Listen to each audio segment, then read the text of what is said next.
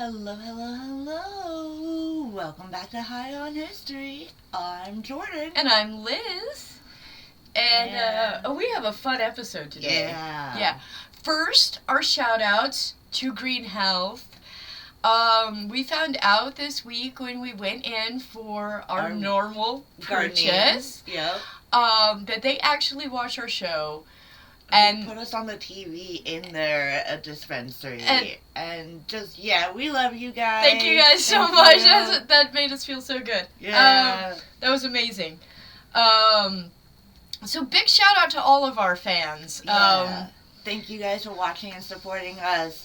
And if you haven't already subscribed, please do subscribe. Share us with your friends. Hit that like button. We love you guys. Do we want to make kind of a little bit of a preliminary announcement about that? We might as well start telling people that it's happening. We have a small enough fan base. So we've ran into some issues over the last year and a half of doing High on History. Specifically running into other channels that have a very similar name to us. I specifically really love the High on History channel out of Belarus. These guys are amazing. They're really good. We don't want to... And we don't want to compete with them. They're not, they're doing something completely different, but very similar at the same time than we are.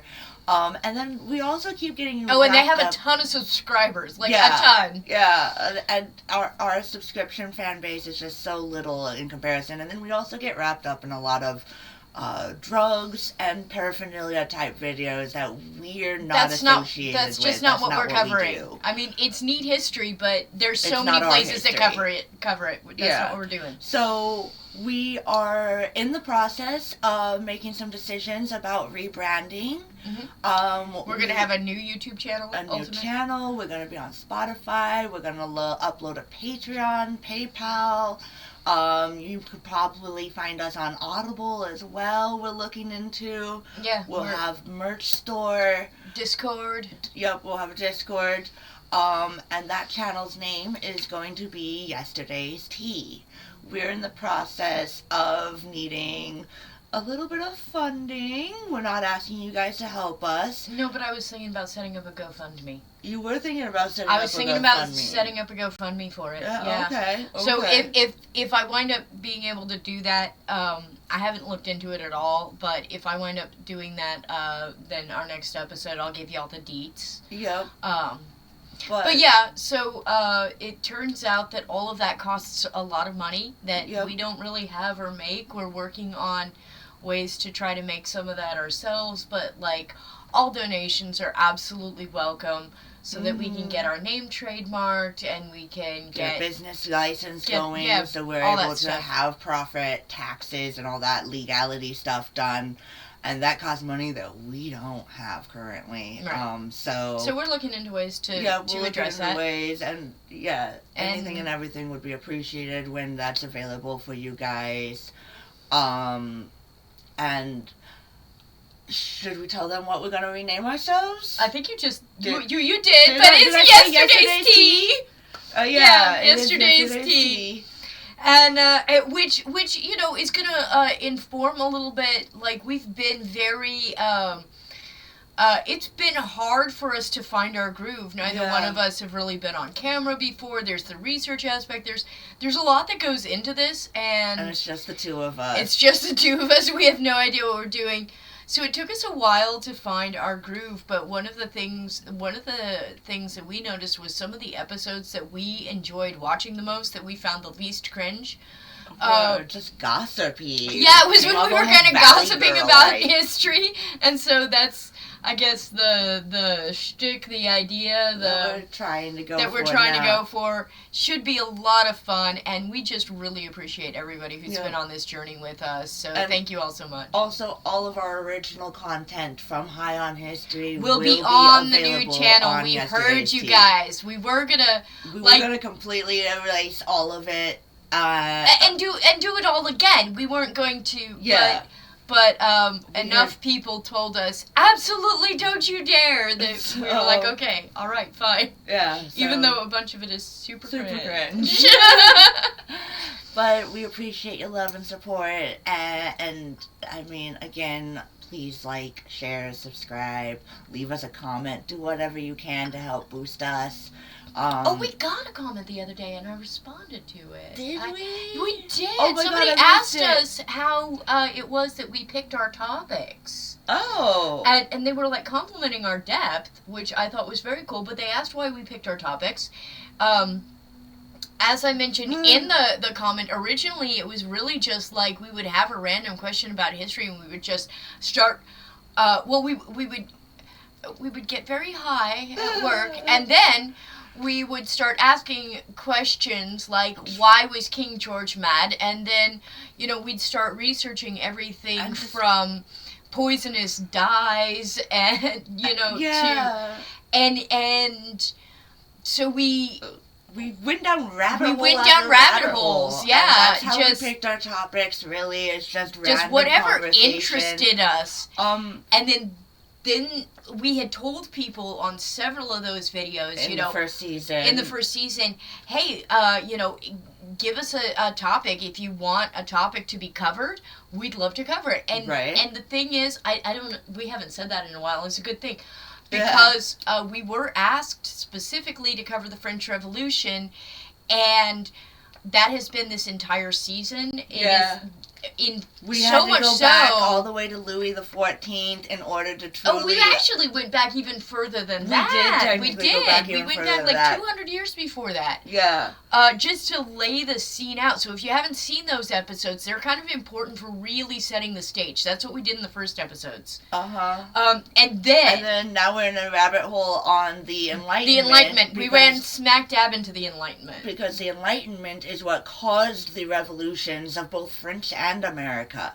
And changed the world. Absolutely. Changed the world.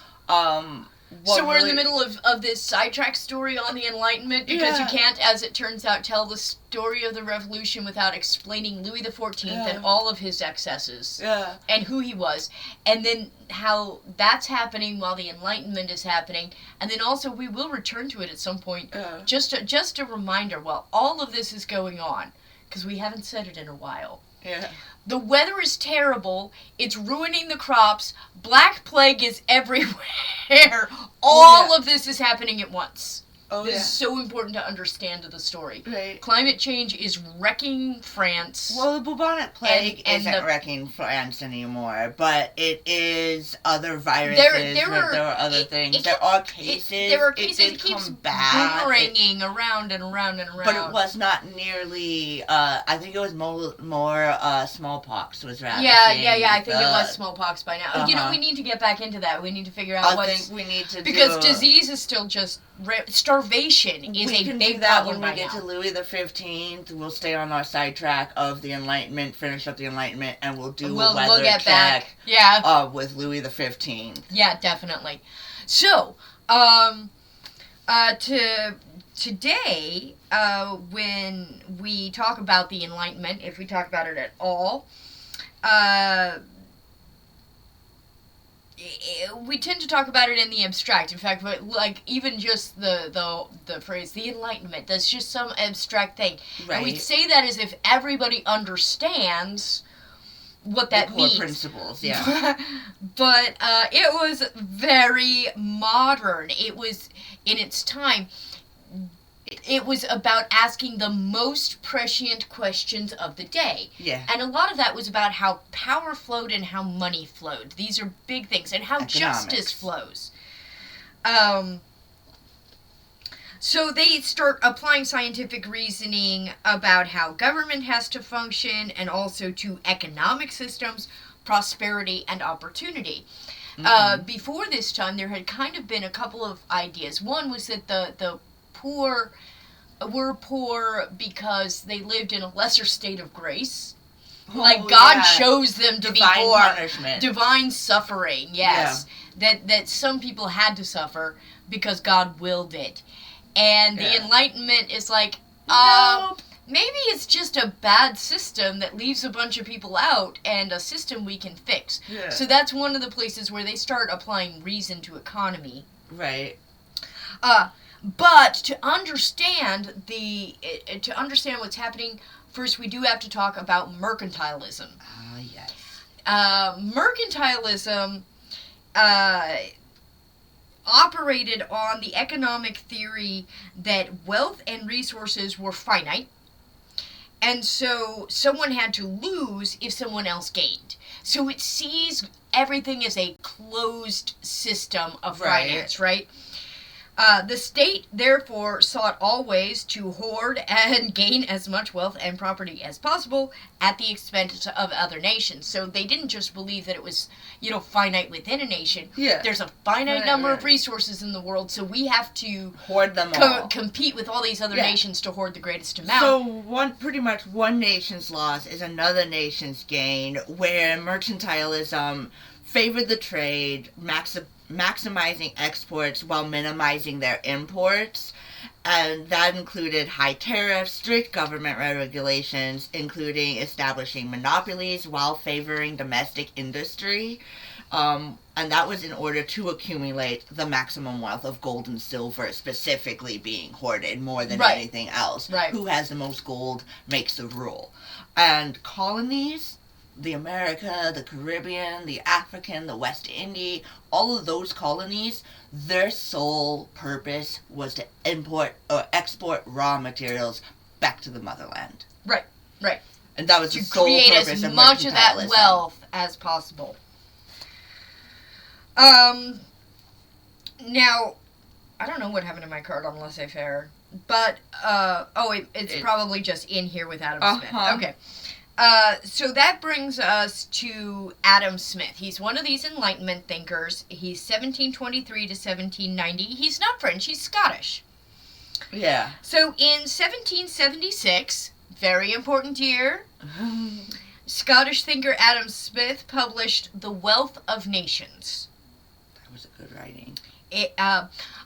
I'm going to take just a very brief sidetrack here to mention that while I was doing research for this episode, I wanted to read some of these essays and pamphlets the Enlightenment thinkers were publishing. First of all, they are not massive books. They are not long and difficult reads. They are very small reads. They're very short reads. They are more essays. Than 700 words. Some of them are less than 700. Some of them right around 700.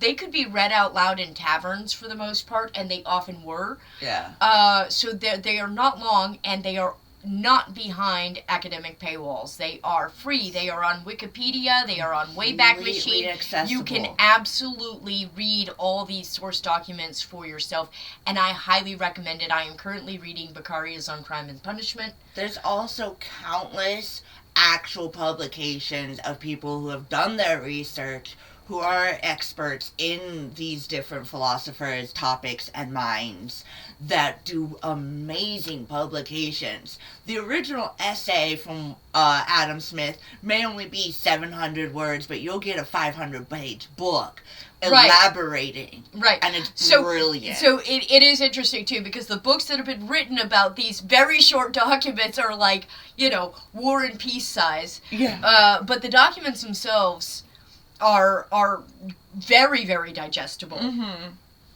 Okay, so I highly recommend whether you watch anything you like stop what you are doing and go read the Enlightenment thinkers. It's worth it. To call Wealth of Nations revolutionary is definitely an understatement. Yeah. In a system of monarchs and mercantilism, Smith proposed that wealth was not fixed. So that's the big difference here. He says that wealth can be created through productivity, specialization, and voluntary exchange. So what he's saying is when you let people create their own things and trade freely. It's free market capitalism is what he's promoting. Right, he's promoting free trade capitalism.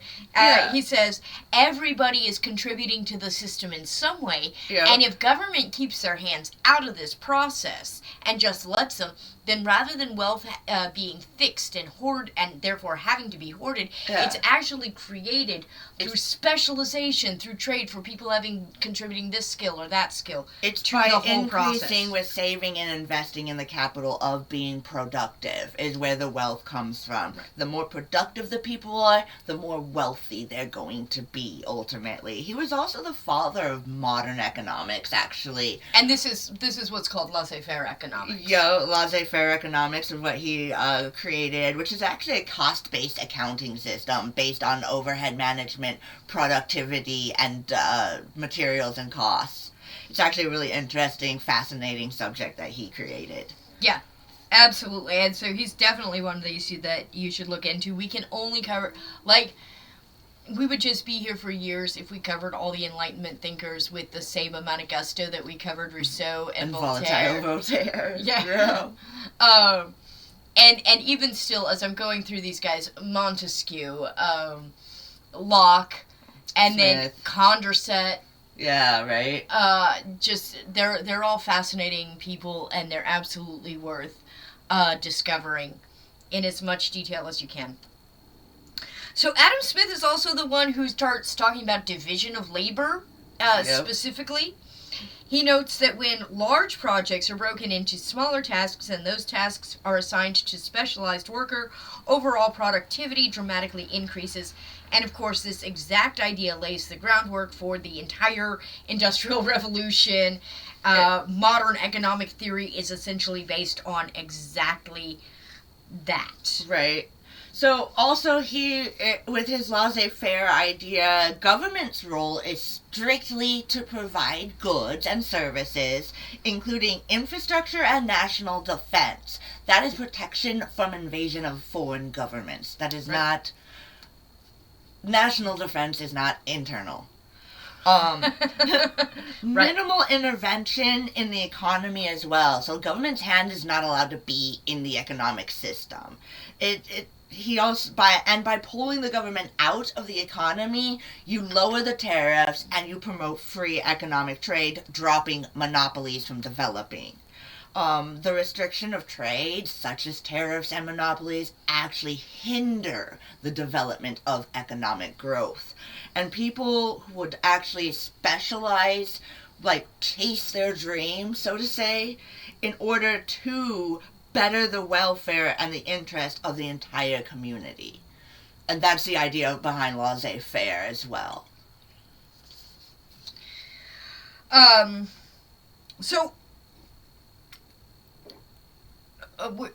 have this card labeled Discoverable Laws of Economy. I think I've mentioned in a previous video that one of the big differences between the way we think about law in the modern sense and the way they thought about law in the 1700s was that law was considered to be a discoverable science. It wasn't something to be made up. Justice followed the laws of reason and nature. And so the proper application of justice could be discovered through reason and thought. They also thought this exact same thing about the economy. The economy wasn't a mechanism to be manipulated.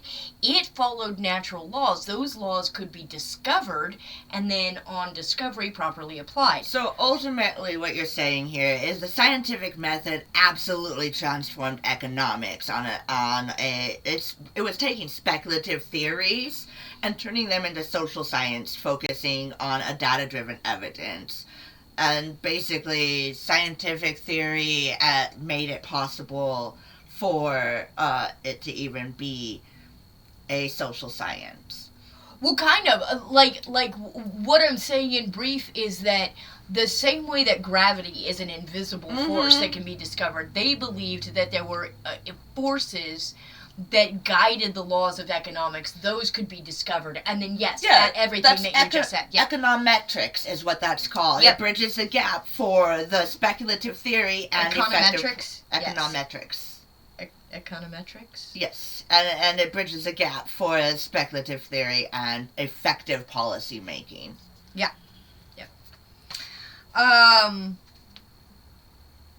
Okay. So, There was also the notion that progress was going to always be forward. And we're going to run into this notion again and again. Even in the middle of them watching their own society kind of revert. Yeah. The Enlightenment thinkers were very much believe this notion that the long arm of history bends towards justice, towards progress. Mm-hmm. And the impact of that paradigm shift was the realization that politics, economics, and social institutions can be studied, improved, and refined. History itself came to be seen in a new light, no longer centered on the biblical narration of the creation, the fall of man, and divine judgment. The people began to see it as a human project. This is what's so important even for our modern thinking. It's a human project where society can be perfected, and I'm putting that in air quotes, so we'll get to that in a second, through knowledge, education, and reform. Now the air quotes there on perfection. It doesn't mean flawless. Right. Like, perfect doesn't mean without fault or blemish of any kind. Not to the Enlightenment thinkers. Rather, they defined it as man's ability to overcome ignorance, superstition, sin, and corruption. These were viewed simply as obstacles, and those obstacles could be overcome with knowledge, reason, and rationality. If applied, we could prevent injustice, poverty, perhaps even, ultimately, war. And only in an educated society where reason rules law and law rules everyone equally can liberty thrive. And liberty means something very specific to the Enlightenment thinkers. Again, it's not this, oh, I'm free to do whatever I want. That is not what liberty ever meant. It's just super important. So, liberty was understood to be firmly rooted in civic participation. Mm-hmm. Freedom was understood to rise from having a voice in the laws that govern society. Authority flows from the people by the consent of the governed rather than bestowed by God or bloodline. And it's from this understanding that we form the idea of representative government. So these people are like, well, power comes from consent of the government, from the people. Yeah. This is how we get to representative government, where officials are held accountable to the citizens, and because that power is granted by the people, it may be questioned, challenged, or even withdrawn at any time. And so we return then to the rule of law, because participation alone isn't enough to create a stable system. So participation does one thing, but that can create mob rule. Like, the Enlightenment thinkers were not naive. They knew what mob was rule coming. looked like, right? So then they go a step further. They say power, even elected power, can't be arbitrary, or liberty cannot flourish. Freedom only thrives, or even survives, if and when government actions are constrained, fixed, publicly known, and laws apply equally to all citizens regardless of social or political status or position. And that was a long, complicated way of saying they were arguing for constitutions to rule the elected representatives. So it doesn't do you any good to have elected representatives if those representatives are not also bound to law. So they're arguing for either constitutional monarchy or constitutional republics, mostly for constitutional republics. The Enlightenment's greatest legacy, actually, in my opinion, was the invention of individual agency. By moving away from the idea of suffering is a divine decree, it made social injustice something that was fixable rather than inevitable. However, the main challenge of applying reason is ensuring that the reason that is used to fix society is applied ethically and universally to everyone. Right. So you can't have classes of people that it doesn't apply to. It has to apply to elected officials. It has to apply to everyone. Everyone equally. And that's a big thing that they're on. And this is going to bring us into our smaller bio about one of the great Enlightenment thinkers, Cesare Beccaria. Yeah. Now, he is an Italian, 1732 to 1794. Notice how when these Enlightenment thinkers, poor dudes, start biting the dust. Right. The 1790s were hard on people. Uh-huh. So, as we discussed on our segment on Baron de Montesquieu, many of the Enlightenment thinkers were specifically interested in the in justice, in criminal justice, in the system of applying reason to justice and criminal law. Yeah. One of these was an Italian aristocrat, Cesare Beccaria of Milan, and he is just 26 years old when he, in 1764, published a book called On Crimes and Punishments. Such a great read. And it's not even a full book. Again, it's actually a fairly short essay. It is. With a foreword written by Voltaire. Voltaire was a fan. Voltaire was a big fan of his work. Yeah, and it is short. I'm in the process of reading it. Yeah. It's what I was doing at Friday on work when I should have been working. He's trying to apply rational principles to criminal justice. He argues against torture, secret trials, excessive punishment, and the death penalty. By arguing for all of that, he really believed that the rational system for punishment should deter instead of and prevent, rehabilitate people instead of being a system based on retribution. Torture doesn't get you anything. Exactly. More often than not, torture led to false confessions. So capital punishment isn't necessary, and when it comes to the law, a judge should act rational and with due process, assuming that they are innocent until the law of the judge decrees. Yeah, he argued that laws had to be clear, public, and applied equally, that punishment should be aimed at preventing future harm rather than satisfying vengeance or merely demonstrating the power of the state. So a lot of times, punishment at the time was doled out. We're gonna set an example. If you cross a state, this will happen to you. And he's like, that is a terrible system. Idea. Because it doesn't prevent, his argument isn't just a moral one. It is a moral one. He makes a moral argument. But he's also making an argument about human nature. And what he says is, you can do this, but it isn't even effective. It doesn't work. There's still crime. Right. Ergo, it's not working. It is a short treatise. What is interesting about it is that several states of the time read it and outright abolished torture after reading it because of it. Some states either narrowed the use of capital punishment. There was at least one state that simply got rid of the death penalty altogether in response. This is a 26-year-old. He writes this fairly short essay. It goes like wildfire. Viral. Totally viral. And nations changed their laws. It became the foundational text for criminology, arguing for legal reform with swift justice instead of letting you sit and rot in prison. And a lot of his publication on crimes and punishment was a major impact on many, many modern legal systems today, including the United States Constitution and our Bill of Rights. And we're going to get into some very specific stuff about that here in just a moment. One thing I just want to say about Beccaria, he's a little bit different. He's not flamboyant Rousseau. Yeah. He is not volatile Voltaire. Like Voltaire, he comes from aristocracy. But he was a cautious, reserved, quiet man. He was not out there seeking fame and fortune. He was not in the salons, at the top of his lungs. No, he's just writing these quiet little treatises and actually worked in government his entire life. Oh, boy, really? Yeah.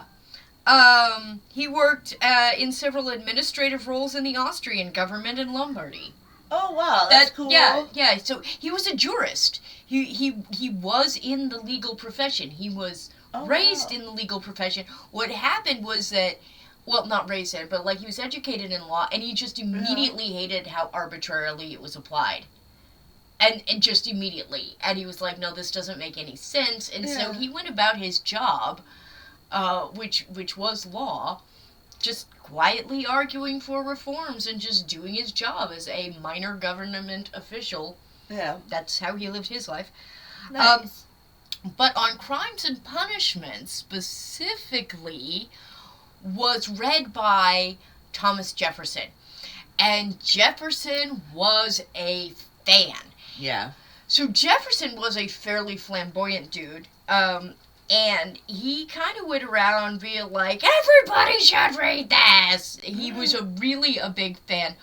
Whether or not James Madison ever read it himself is interesting, but Madison probably knew of it at least. Yeah. From Jefferson, as they were... Wasn't Jefferson and Madison like president and vice president?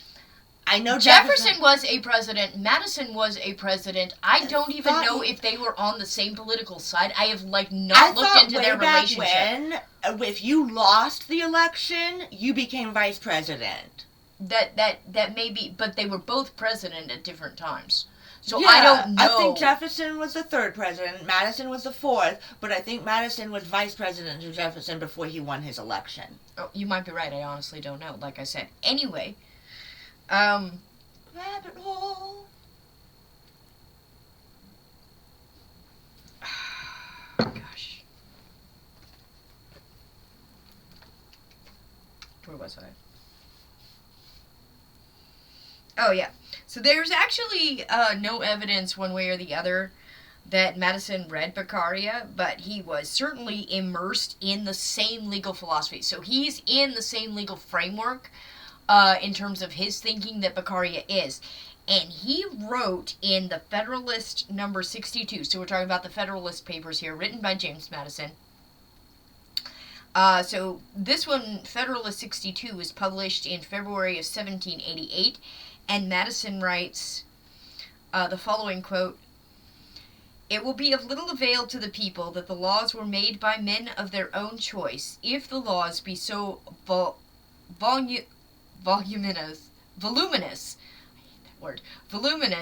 that they cannot be read, or so incoherent that they cannot be understood." So that is saying a slightly different thing, but basically the exact same thing that Beccaria is saying, which is that the laws have to be clear, they have to be understood by the public. Otherwise, it doesn't even matter if you elected your own officials. If they are not bound by a law that's understood by everyone, you've got the same problem all over again. And I think that that's an important lesson to be thinking about in the modern moment. I'm assuming you have now Googled the answer to your question. Yep. So, Madison was Secretary of State under Thomas Jefferson. Yeah. Oh, okay. Secretary of State, okay. So, I mean, no, not vice president, but he had a position. Yeah. So, and so these guys are all in the same, social circle? Not social circle, because Beccaria is in Italy. He never meets Jefferson or Madison. But in terms of the ideas that are floating back and forth across the Atlantic, and that's really important. Right. There's this boomerang that's happening where Enlightenment ideas aren't just flowing from Europe into the colonies. They're also flowing from the colonies back into Europe. Yeah. And there's this back and forth of these ideas being traded. Largely, notice that right here we are not talking about poor people, common people, the average serf. Here we are talking about educated men of means. Right. This is what they're talking about. Yeah. And this is really important because the revolution could not and would not have happened had men of education and means not been a major part of who was arguing for better justice. Yeah. Which is, just I think an interesting note. We love to say eat the rich. but the rich was what brought about the Enlightenment, surprisingly enough. Yeah. So in this time, at least, they were attempting, I think, and I think there's this thing that's noted where there's great wealth inequality. Yeah. Actually, the people at the very top are more unhappy than if they were at the very top in a nation that didn't have great wealth inequality. And one of the reasons is a certain guilt. How can I be eating flambe every day when this guy can't get a crust of moldy bread? Right. You can't be happy in sipping on your claret, knowing that other people are starving. Yeah. So being rich does not of itself erase one's moral compass. I feel like this is a time to point that out. I can agree with that. Anyway, I think that is it for us today. We have next week the critiques and criticisms of the Enlightenment, because the hypocrisy is so deep. Oh boy, yeah. We're going to be talking about the Marquis de Condorcet. As well as the feminist version of the Enlightenment. Yeah, Mary Wollstonecraft. Yeah. I'm so excited. So, yep, we're going to get into the hypocrisies, because the Enlightenment, it was a... Obviously, we've covered this. Separation of power, division of labor, all kinds of cool stuff. Yeah. But did they get everything right? Oh my, they did not. And we have to tell the story. Yep, we gotta tell the good, the bad, the ugly. Yeah. And until then, don't forget to hit that like, share, subscribe. Yeah, if you love what we do, comment, tell us you love us. We love you. And until then, bye. Bye.